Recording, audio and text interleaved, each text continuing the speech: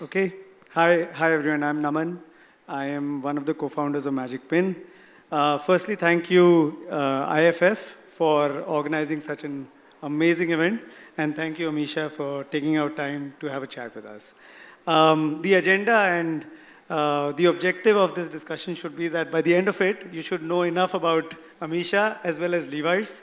That is the objective of the session. So why don't we start with Amisha telling about yourself to all of us?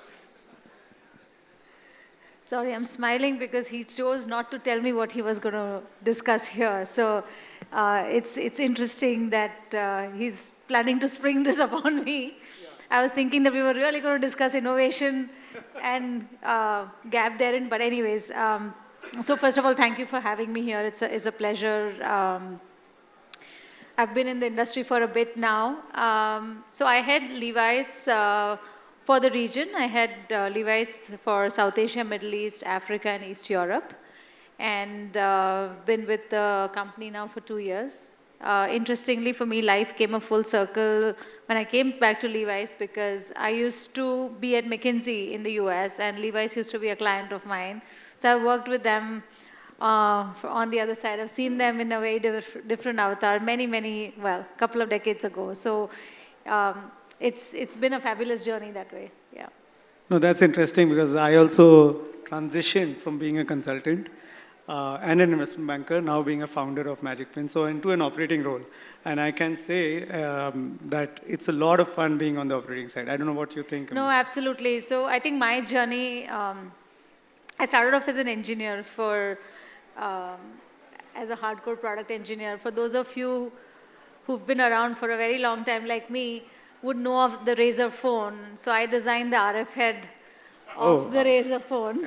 Yeah, see, I know the ones who are laughing know the phone. So, well, very, very passionate. It was a rage. Razor phone was a rage. It was a rage. And you were able to talk to each other because of my team's design. So I'm very proud of that. Well, I was at Motorola then, spent a good amount of time. And then one fine day, I chose to do an MBA, and I found my passion, I would say. Joined McKinsey, and McKinsey is where I pivoted into consumer retail. And I kept at it, and I was really good at it. And I really sort of thank the firm for this because I think I realized where I belong, and that's the passion for consumers, the passion for bringing solutions to the market. And ever since, I've been very fortunate to work with some fabulous brands, some great turnarounds that I'm very proud of.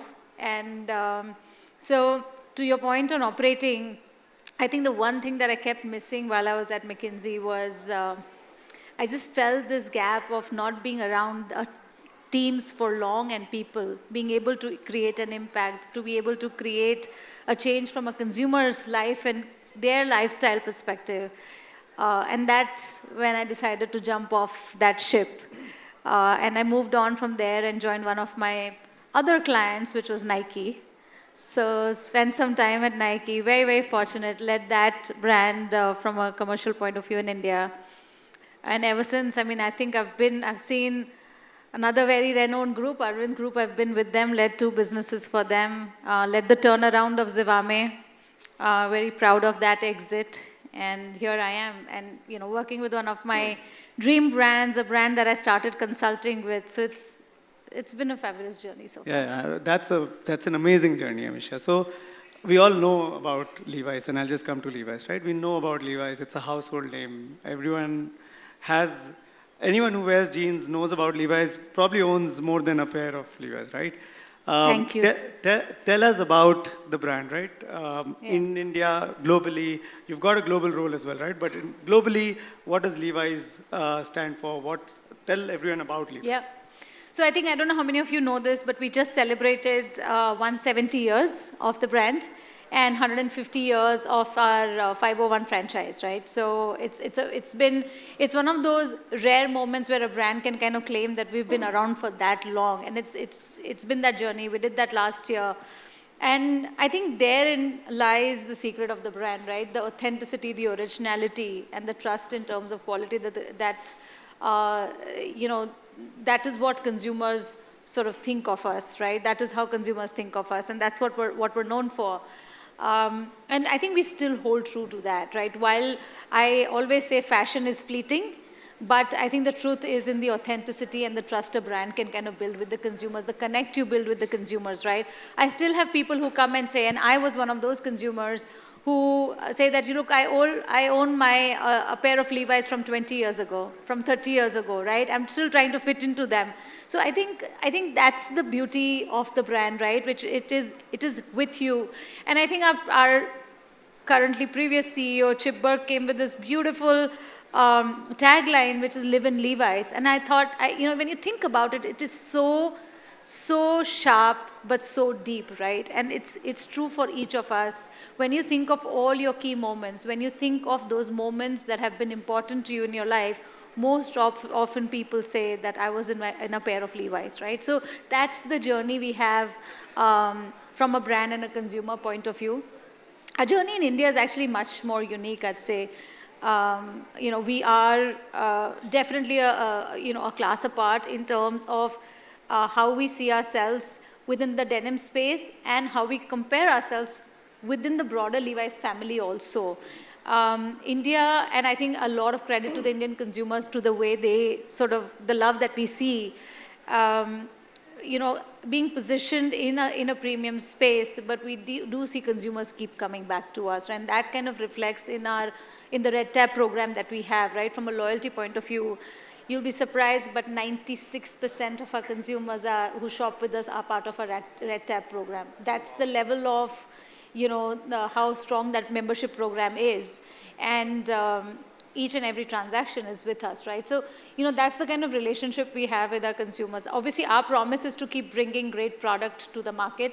And, while we kind of keep ensuring that we're on top of trends, we bring trends to the market, we bring every new product and innovation that is out there. We put a lot of effort towards, how do we go waterless, right? How do we ensure sustainability? So some of those are the core principles of the brand. But I think the most important one to me is a philosophy the brand has, which is profits through principles. And this is the thing that came to life even when, for people when we went public again. So there was a time Levi's was globally, went private. Finally, when we got listed again, we chose to live with that philosophy. Now, if you think about it, in today's world, it's very difficult for a brand that is sitting on a stock market to say that we will live by profits through principles, right? I mean, most on the street, you're only asked about your profits, nothing else. And hence, I've seen choices the brand makes to protect that part of profits through principles. And hence, we've given up opportunities at times. We've not gone after real aggressive short-term growth if something is not sustainable. We've also given up on products and lines which we believed were probably a little out of bound in terms of how we contribute to the community.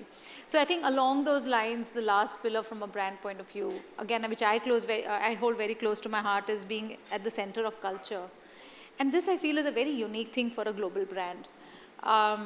We all talk about the fact that, local for local or go local, but I think the way Levi's does this, like the way we connect from a consumer and a community point of view, I feel is absolutely unique. And I can say this because I've seen enough now, and enough number of brands that I've worked with and associated with in various times in my life. And I think the classic example, I was talking about it in my previous panel, is just the way we connect with consumers and our sort of association with the music festival recently at Lollapalooza, right? It's a classic example of connecting with the community, right? And the way our tailor shop came to life over there, the way consumers were able to, connect with the artists, with music designers that we collaborated with, and were able to create customized pieces for themselves at the festival, right? Taking a piece of the festival back with them while living it through the brand they love. And I think that, in my mind, is the most amazing and beautiful way how you can connect deeper. And for us, those are important. I mean, while we are a 420 store network in the country, thousands of wholesale outlets, we are huge online as well. But I think for me, the real rubber hits the road from a brand point of view is when you see consumers experiencing the brand in an environment like that, right? So that goes beyond very transactional relationship. This is deep, this is very emotional, and that's what a brand is about. So yeah, I mean, that's my journey, that's my love for the brand. And that's very powerful. And you were talking about consumer engagement, right? What sort of trends are you seeing? How is it evolving? And you touched upon some of the ways you're approaching it. How are you going about consumer engagement overall? Yeah. No, and this is a topic which is very close to our heart, right? Like, I think um, consumer engagement, again, I feel needs to be deep, right? And I would say the same thing about networking, right? Like, this is an era where people want to network, right? But I think for me, it's the same thing. You cannot just do speed dating with consumers, just like how you can't do speed dating in networking, right? You have to go deep. We have to establish a way deeper relationship with the consumer where they feel that they trust you, they know that you're authentic, they are able to engage with you, right? So for us, consumer experience is kind of goes across everything we do, right? And I'll kind of start one step at a time. I think for me, the biggest brand expression is our stores. And that is where the consumer really sees the brand come alive. Our brand ambassadors, our store staff in the store are the real owners of the brand, right? The way they speak about the brand, I doubt I can ever speak about it that way, right? I mean, the love for the brand that you see in them, the love for the product you see, and that's where it all starts, I feel, right? It is at that core of the product. Our stores are, I'd say, probably that temple of how we want the consumer to experience the brand. And our new Indigo format, I'm sure some of you have seen them, have this beautiful portal, at the entrance, which as you enter, you're sort of entering the sea of blue, right? It's that denim feel. And then you're kind of teleported in this land of where you see some of the fantastic, even our fundamental basics, you feel like, you can romanticize around them, right? And so that's where we start. And the engagement is not just about saying, hey, you've come to the store, you're a Red Tab member, let me tell you, let me engage with you this way. But it's more about how are we creating immersive experiences in the stores, right? How are we immersing the consumer in the brand through the trial room experience? To give you an example, we ensure that the consumer engages with our product and the innovative product through the trial room. So, at times to create a surprise, our store staff will kind of go and plant products within the trial room before the consumer enters. And and I think that's what we're known for, right? A lot of people tell me, in fact, on the last panel, Apeksha was telling me that her dad would go to the store and he'd come back with a bunch of stuff because the staff sort of told him that, this is great and that would look nice on you and this goes great in terms of head to toe. So I think I'd say that the engagement starts there for us, right? But as you go deeper, we've been innovating at retail. So our journey has been kind of diversifying this access from a geography point of view, and we've been kind of going deeper into the markets. So we're in 150 cities with 420 stores, right? And that's our stores. The largest store of Levi's in Asia is in Bangalore on Brigade Road, right? So if you've not seen it, today might be the day. And there our entire journey is about making sure every category comes to life. We want to make sure every fit comes to life. We want to make sure that we are giving that, a ribcage flare or the ribcage bell, that space, that it is visible and one can kind of really engage with that product, right? So for us, stores are very, very critical and creating immersive experiences. And given that, you'll find a lot of our stores have tailor shops. And a tailor shop is a very important term for us because there the consumers can go and customize their product. When I say customize, it's not just pins and patches, but you can customize a jacket, You can customize, you can sort of talk to the artist there and sort of, figure out what is your style, and you can figure out that this might be the right product for me beyond the collaborations we do. This is your own personal creation. This is your own personal innovation, right? So for us, engagement, again, goes way deeper there. We go into collaboration with influencers and artists to ensure that what might resonate with you and what might resonate with me is different. Like, for instance, there were those at Lollapalooza who came there for Sting the next day, and then there were those who came there for One Republic, right, or for the Jonas Brothers. And all of us have a different style, a different way of engaging, and these are all very different artists, right? So your choices are different than mine, and we want to make sure Tailor Shop gives you that. And for a brand to go deeper, I think Tailor Shop is a very beautiful way of sort of, for us to kind of bring some of those things to life. So we also bring within our stores, sometimes we bring local artists, and we do very, a 2-day thing where they are there, and if you are there at the store, you'll be able to kind of, customize a trucker a little bit, or just your own dress, or anything for that matter, right? We don't say no to anything, actually. So it's a very beautiful space. So that store, I think our online, I think the whole world does engagement in various different ways in the online world. And we do too, right? I mean, everything from ensuring content is created digitally, etc. But I think for us, what is most critical is the seamlessness that we create. And for us, we're a true omni. We ensure that consumers can kind of transition between the two platforms very seamlessly, right? So I can keep going on and on. No, I love how you speak about the brand and the consumer, right? It's amazing, Amisha, and I think we'll get some more time to hear you. In terms of innovation, what do you, like, how are you seeing innovation? And you talked about some of those, right? Are there more things around innovation or technology that you're using to build a wow, like offline fashion experience for the consumer? Yeah, see, we are very cautious in terms of that. We want to make sure we're not a clutter of technology, but we're using technology for the right things, right? So I think you guys are the super app guys, right? Or those things. For instance, innovation. We are evaluating things like how do we ensure we bridge the gap between bringing consumers from a very localized form, and we just spoke about this, and it did hit a note with me, right? We want to make sure that we are so local that we're able to bring consumers into the store. So there we are evaluating a lot of from a tech point of view. But when we get into offline retail, into the stores, right, whether it is a visually interactive screens or whether it is about ensuring that we deploy technology when it comes to customizing product for the consumer, we ensure that some of those things are in place, right? So innovation in my mind is also in the smallest of things, right? We're trying to innovate to ensure that our backends are seamless. We're innovating, we're using data very heavily in terms of understanding preferences.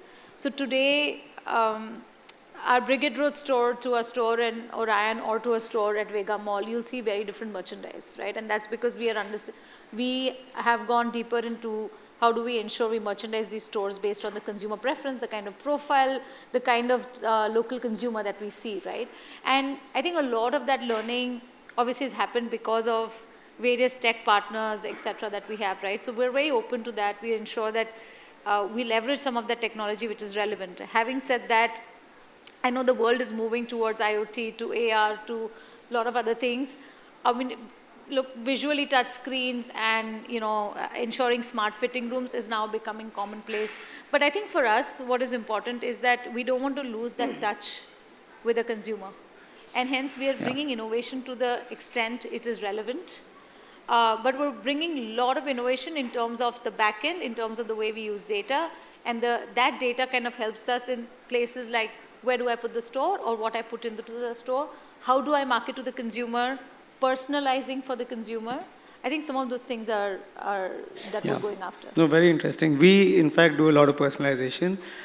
We use our data and AI to target the consumer, the right consumer, and send them to the stores. So for example, when someone who loves, let's say, sneakers enters a mall, we'd say that here's the newly launched sneakers from your favorite brands, 5 brands. You could go to the stores and check it out. Or you could browse them while sitting at home and then do the whole experience through magicpin, right? So we do a bunch of things using data and technology to get customers to our offline store partners.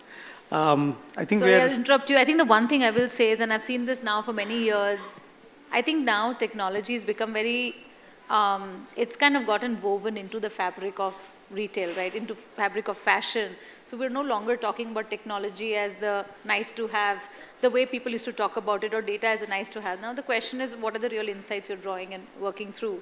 And I think no longer are we debating online versus offline, right? It's all part of the journey. Real retail. Yeah.